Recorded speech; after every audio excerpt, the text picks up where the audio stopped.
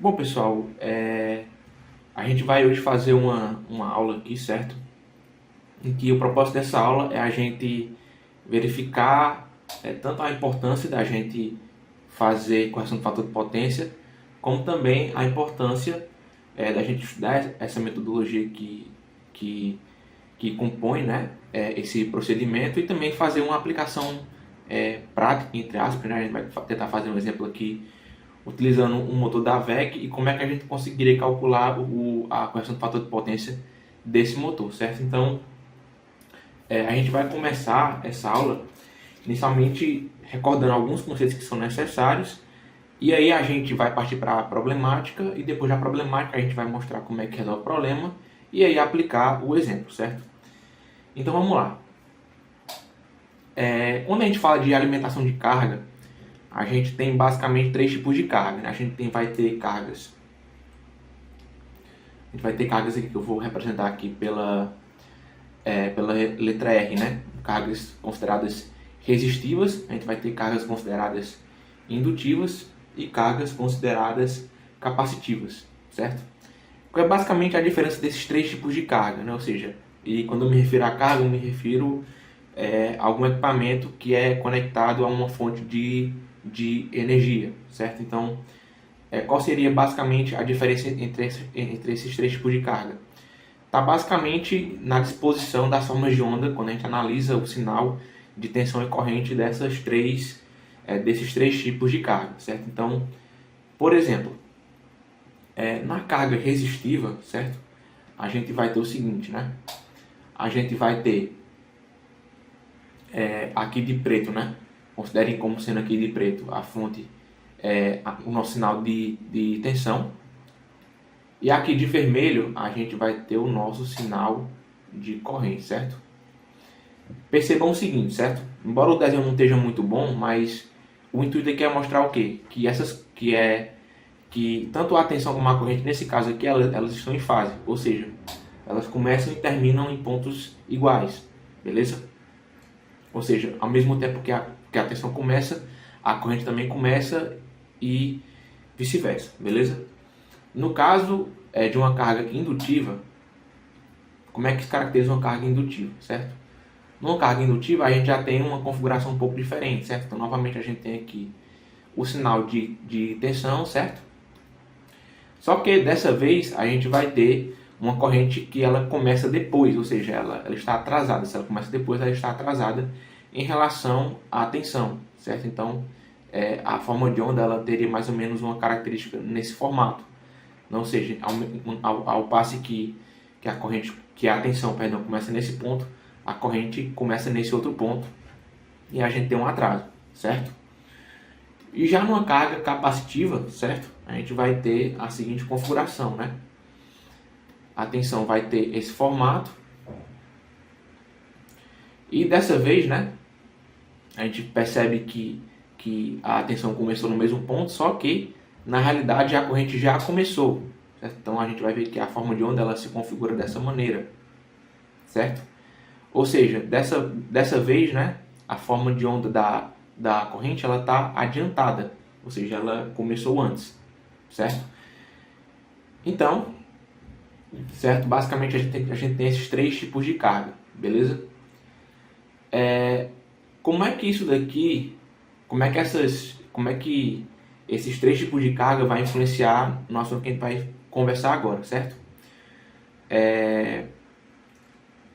Quando a gente está lidando com sistemas elétricos de potência, certo? Principalmente quando a gente fala de instalações elétricas, a grande maioria das cargas, não todas as cargas que a gente está utilizando, são cargas de cunho indutivo. Ou seja, os equipamentos que a gente tem numa casa e outros equipamentos, como transformadores, têm essa indução intrínseca a esses equipamentos, certo? Então, tendo isso em vista, certo? A gente vai trabalhar principalmente com esse tipo de carga aqui ao longo da nossa explicação, né? Que são as cargas de cunho indutivo, né? Só que a gente também vai ver que nesse serviço, né, as cargas de cunho capacitivo também têm a sua importância. Beleza? Então vamos lá. Entendido isso, a gente vai entender quais são os tipos de potência que compõem a potência total para que o equipamento funcione, beleza? Então a gente tem basicamente três tipos de potência. A gente vai ter aqui a potência ativa, que eu vou representar pela letra P. A gente vai ter cargas, a gente vai ter potência reativa, né? R não, pô. Representado pela letra Q, certo? E a potência aparente representado pela letra S, certo? Qual é basicamente a diferença desses três tipos de potência, certo? A diferença é a seguinte, certo? Digamos que a gente tem aqui um copo, certo? Isso aqui é uma representação um pouco errônea, mas ela é comumente utilizada para explicar isso aqui, certo? Que seria um copo de cerveja, certo? Que vai ter um líquido aqui, que é a cerveja, e a espuma da cerveja, né? Teoricamente, o que é que a gente consome de fato da cerveja seria o líquido, né? Apesar da gente também consumir a espuma, mas vamos fazer de conta que a gente consome somente o líquido, certo? O que é realmente consumido, né, seria a potência ativa. Ou, em outras palavras, né, trazendo para o sistema elétrico de potência, seria o que é efetivamente transformado em trabalho. Então, por exemplo, no caso de um ventilador, né, o que faz com que o eixo daquele ventilador rode, né, de forma prática, né, seria somente a potência ativa, certo? Que está transformando energia elétrica em energia mecânica, certo? A potência reativa, que seria a espuma, né, que não é, seria justamente a parte da potência que ela não é efetivamente transformada em trabalho, né? Entretanto, esse tipo de potência também é importante para o funcionamento dos equipamentos, porque essa potência aqui vai fazer com que os campos magnéticos, né, os campos eletromagnéticos daquele equipamento funcionem, para que ele também funcione, certo? E vai carregar e descarregar os indutores que estão ali, beleza? Então, isso aqui também é importante, apesar de não ser efetivamente transformado em trabalho, certo? Isso aqui seria o quê? E aí, o total, né, o todo desse copo, a gente pode representar como sendo o S, né, que seria a potência, o que a gente chama de potência aparente, certo? Que a gente representa pela letra S. Pronto, vamos lá. Qual é o grande problema disso daqui, certo? O problema disso aqui é o seguinte, quanto mais potência reativa a gente tiver, ou seja, quanto mais Q a gente tem, a gente vai ter um S total maior, certo? E esse S total maior, né, como a gente está tendo uma energia maior, a gente acaba sobrecarregando os equipamentos também, certo? Então, não só os equipamentos, mas também os cabos e tudo aquilo que compõe aquele sistema, certo? Então, qual é o objetivo do serviço de correção do fator de potência? O objetivo, basicamente, é que a gente reduza a quantidade desse Q para que o S possa diminuir, certo? E aí, se o S diminui, a gente consegue também reduzir essa sobrecarga, beleza? Pronto, pessoal. Entendida essa parte, a gente vai agora entender como é que essas três potências elas se relacionam matematicamente, certo? Eu tinha comentado que a representação do copo de cerveja ela é um pouco errada. Na verdade, ela é totalmente errada, né? Ela é totalmente errada porque, pela representação do copo, né, meio que você subentende que a potência aparente é uma soma da potência ativa mais a potência reativa, né? Só que isso não é verdade, né? Na verdade, essas três potências elas obedecem o que a gente chama de triângulo das potências, né? Que seria justamente um triângulo retângulo e todas as relações matemáticas que envolvem, né, um triângulo retângulo, ou seja, teorema de Pitágoras, relações trigonométricas como seno e cosseno, tudo isso é utilizado também na aplicação para poder encontrar essas potências, certo? Então, a gente tem aqui o desenho do triângulo retângulo, certo? A hipotenusa desse triângulo é a letra S, certo? Que seria a nossa potência aparente. O cateto menor seria a potência reativa. E o cateto maior seria a potência ativa, beleza? E aí, a forma como a gente encontra uma potência e outra vai depender das informações que a gente tiver naquele triângulo. E também vai depender das informações que a gente tiver, né? Dependendo da questão que a gente queira resolver, né? Então, por exemplo, eu tinha falado que pelo copo de cerveja, aparentemente S seria a soma de Q com P. Só que, por esse triângulo aqui, né, se a gente lembrar do teorema de Pitágoras, né, o nosso S ele vai ser igual a raiz quadrada de P ao quadrado mais Q ao quadrado, certo? Então, isso aqui seria a fórmula matemática correta para poder resolver essa questão aqui. Mas, enfim, A gente falou sobre tudo isso, né? Explicou a questão das potências, dos tipos de carga. Só que o que é fator de potência de fato, né? O fator de potência, certo? É um número, certo? Que ele é representado pela razão entre P e Q, certo? Então FP, o Q maiúsculo aqui, FP é igual a P dividido por Q, ou seja, a potência ativa dividido, perdão, não é Q, é S. É a divisão da potência ativa dividido pela potência aparente, ou seja, meio que a porcentagem de S que é realmente transformada em trabalho, beleza? E qual é o objetivo aqui, certo?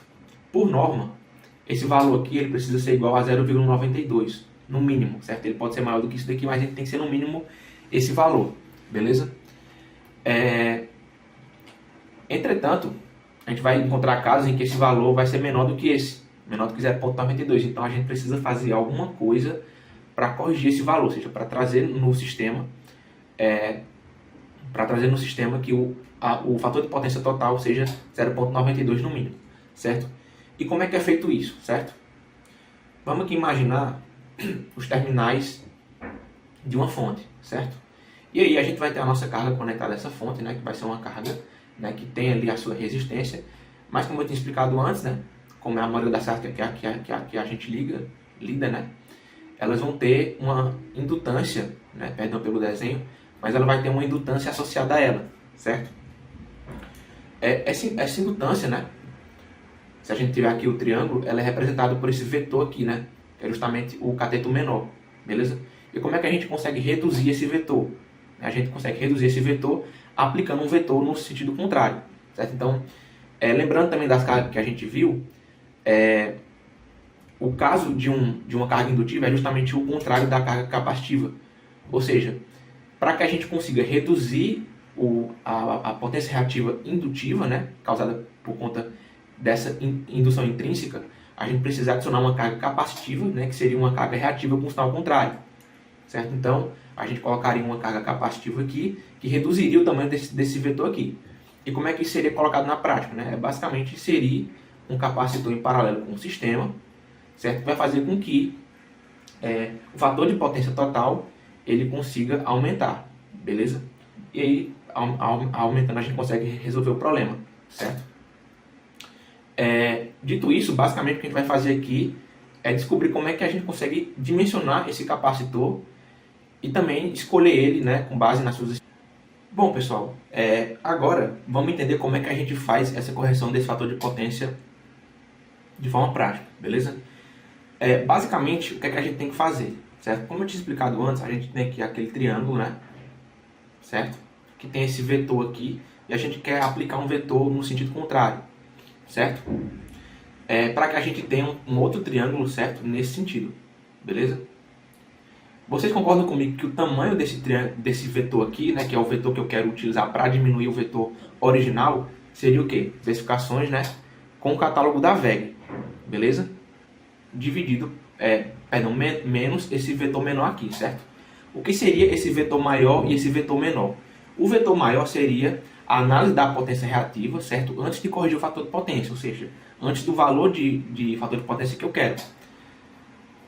E depois, esse vetor menor seria a análise da potência reativa depois que eu apliquei, né, os cálculos utilizando o fator de potência que eu queria, beleza? Então, vamos lá. Aplicando isso na prática, né, eu vou até puxar aqui esse motor da VEG aqui, certo? E até deixei já destacado para a gente ver. Pronto, tá aqui o motor, certo? A gente precisa analisar alguns dados dele, certo? Então vamos aqui, dados iniciais, né? Primeira coisa que a gente precisa saber desse motor seria a potência dele, certo? Então a potência ativa, certo? Conforme está aqui destacado em vermelho, seria 11 kW ou 15 CV, certo? No caso a gente vai trabalhar em potência 1 watt, certo? Então a potência ativa dele vai ser igual a 11 kW, perdão. E aí, uma outra informação importante também seria o fator de potência desse motor, certo? Que também está escrito na placa, certo? Vocês podem ver aqui que o fator de potência do motor que é de 0,83.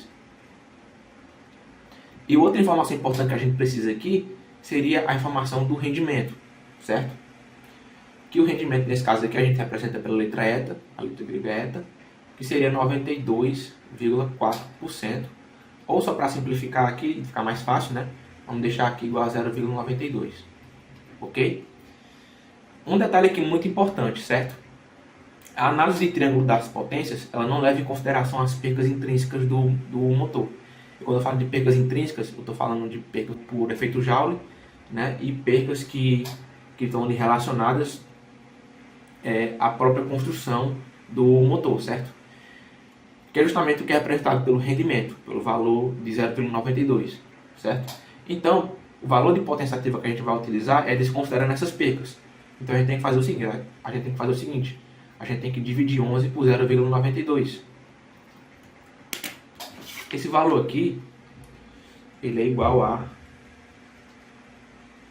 11,95. 11,95. Beleza. Entendido isso, a gente vai agora descobrir qual seria a potência reativa desse motor antes de fazer a questão de fator de potência, certo? Então vamos lá. Vamos aqui desenhar de novo aqui o triângulo. Sempre desenhar um triângulo se vocês precisarem, para que vocês se orientem, beleza? A gente tem aqui uma potência ativa de 11,95, certo? A gente tem um fator de potência que é igual a 0,83, certo? E com base nesse fator de potência, a gente consegue descobrir S. Por quê? Porque fator de potência é o quê? É P sobre S, certo? Se eu tenho P, eu posso descobrir S, já que eu tenho o valor do fator de potência, certo? Então, o nosso S, ele vai ser igual a P dividido por FP, que vai dar igual a 11,95 dividido por 0,83. Fazendo essa conta,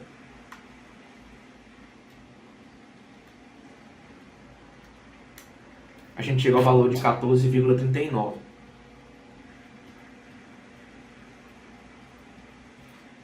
Beleza, esse aqui é o nosso valor de S, certo? E agora como é que a gente faz para descobrir o Q, né? A gente pode utilizar o teorema de Pitágoras, né? Então, se S ao quadrado é igual a P ao quadrado mais Q ao quadrado, se eu isolar o Q, eu vou ter que Q é igual a raiz quadrada de S ao quadrado menos P ao quadrado. Né? Já substituindo os valores, né? A gente sabe que S é 14,39 e que o nosso P é 11,95. Estou colocando na calculadora.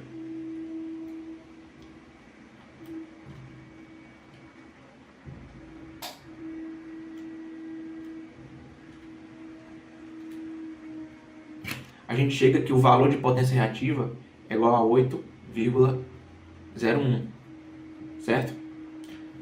Beleza, agora a gente precisa descobrir qual é o nosso valor de potência reativa depois que a gente corrigir o fator de potência. E aí a gente já considera o valor de potência que a gente quer, que seria o FP igual a 0,92, beleza? Então vamos lá, sendo um pouco mais direto aqui, certo? S nesse caso aqui vai ser igual a P dividido por FP, certo? Onde P é 11,95 e o FP é igual a 0,92, certo? Então o S que eu vou chamar aqui, só para não confundir, eu vou chamar de S', certo? Que seria o S depois que a gente corrigiu o fator de potência, certo? Vai ser igual a 11,95 dividido por 0,92 vai dar igual a 12,98. E aí, né, já colocando na fórmula do Q, né, que eu também vou chamar de Q', vai ser igual a S' ao quadrado menos P ao quadrado. Né, que nesse caso aqui, né, a gente sabe que o S' deu 12,98 e o P continua 11,95. Então vamos ter o seguinte valor.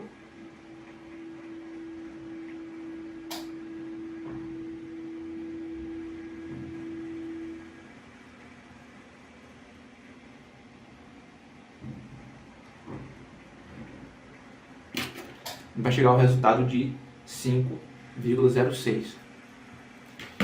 Vamos lá.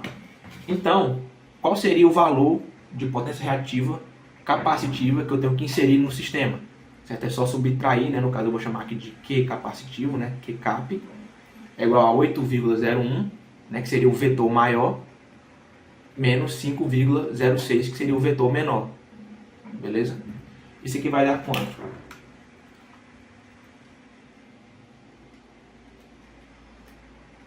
Isso aqui vai dar 2,95. Né? E aqui seria kVAR, né? Que seria justamente a unidade de potência para caracterizar potência reativa, né? E no caso do S, né, seria o kVA normalmente, certo? Se a gente for olhar agora o catálogo da WEG, certo, em relação à linha de produtos, certo? Como a gente teve um resultado de 2,95, isso 2,95, por esse catálogo aqui, né, vocês estão vendo o próximo resultado, né, a gente tem que escolher o valor maior para garantir que ele seja no mínimo 0,92, seria um capacitor que consiga fornecer 3,33 kVAR de potência reativa, certo? Entretanto, a gente já vai entrar agora no próximo tópico, que seria como é que a gente faz esse cálculo através da metodologia que a gente encontra nos próprios arquivos da WEG, certo? Pronto, então vamos lá. Qual seria a fórmula que a WEG dá para a gente para calcular a potência reativa desse capacitor, certo? Então, o Qcap, de acordo com a WEG, vai ser igual a potência ativa, certo? Dividido pelo eta, certo? Que seria a eficiência do motor, multiplicado por um fator de multiplicação, certo? Então, seria aqui uma conta bem mais rápida, digamos assim, certo? Esse fator de multiplicação, ele vai depender de duas coisas, certo? Ele vai depender do fator de potência que eu quero, certo? Ou seja, o FP', digamos assim, né? E vai depender do fator de potência atual daquele motor, né? Que seria o FP, certo? O FP seria o 0,83 e o FP' seria o 0,92, beleza? Tendo esses dois valores, a gente consegue descobrir quem é FM, certo? Então já vou deixar aqui preparado. Esse fator de multiplicação é basicamente encontrar o valor, certo, de potência atual, ou de fator de potência atual e fator de potência desejado nessa tabela aqui. E ver onde é que essas linhas se cruzam, beleza? A gente vai perceber que o fator de potência atual não tem de 0,83. Então a gente vai escolher o quê? O de 0,82, porque se a gente escolher o de 0,84, ele vai me retornar um valor menor, certo? A gente precisa de um valor seguro, certo? Um valor de potência ativa maior, para que a gente tenha certeza que vai suprir o que a gente quer, que fique no mínimo 0,92 ou maior do que isso, beleza? Então escolhendo aqui 0,92, fazendo aqui o cruzamento das linhas, a gente vai ter o valor de 0,272, beleza? Então o FM vai ser igual a 0,272. E aí jogando nessa fórmula, né, a gente vai ter que o Qcap ele vai ser igual a 11. Nesse caso aqui eu vou colocar 11 porque nessa fórmula aqui ele já insere o valor de rendimento, certo? Que é 0,92 também, certo? Vezes o 0,272. Fazendo essa conta, a gente tem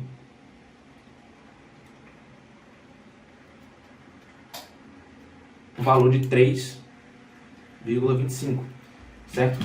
Então vamos lá. Notem que o valor de Qcap pelo método anterior, né, deu 2,95 e o método de Qcap agora deu um pouco maior. Deu um pouco maior por quê, certo? Muito provavelmente porque a gente não tem na tabela um valor de fator de multiplicação correspondente ao fator de potência que a gente tem, né, que é de 0,83. Então, muito provavelmente esse erro, essa diferença se dá por conta disso.